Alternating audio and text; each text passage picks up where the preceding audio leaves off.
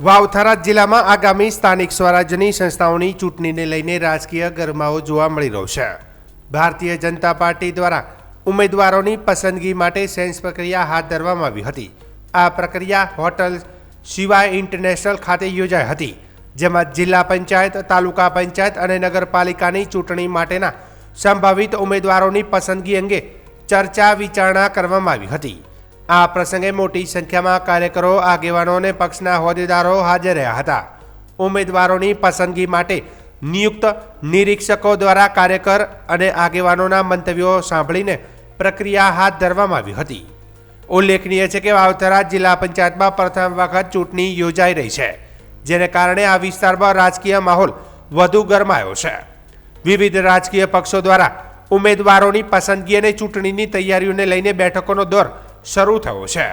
વાવ-થરાદ જિલ્લા ભાજપ પ્રમુખ નરેશ ઠાકોરે માહિતી આપતા જણાવ્યું કે પ્રદેશમાંથી નિરીક્ષકોની ટીમ નવનિયુક્ત વાવ-થરાદ જિલ્લાની આગામી તાલુકા પંચાયત, જિલ્લા પંચાયત અને નગરપાલિકાની ચૂંટણી માટે આવી છે। તેમણે ઉમેર્યું કે ભારતીય જનતા પાર્ટીમાં ઉમેદવારી માટે ઈચ્છુક લોકો ફોર્મ ભરશે। ફોર્મ ભર્યા બાદ તાલુકા અને જિલ્લા પંચાયતની પેનલ બનશે અને પ્રદેશ પાર્લામેન્ટરી બોર્ડના નિર્ણય મુજબ કાર્યકર્તાઓને ટિકિટ ફાળવવામાં આવશે।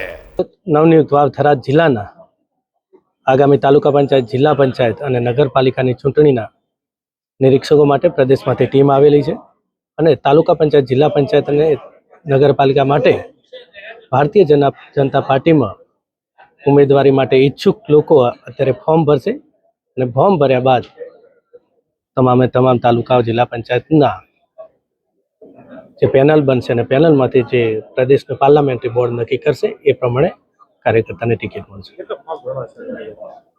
ફોર્મ હજુ તો આજે વાવ વિધાનસભાના વાવ, સોઈગામ અને ભાભર તાલુકા પંચાયત, ત્રણ જ તાલુકા પંચાયતના ફોર્મ છે। હજુ બાકીના ફોર્મ અલગ અલગ તાલુકા પંચાયતના ઘણા બધા બાકી છે, તો એ આવતીકાલે એનો આંકડો પરફેક્ટ છે, તમને મળશે।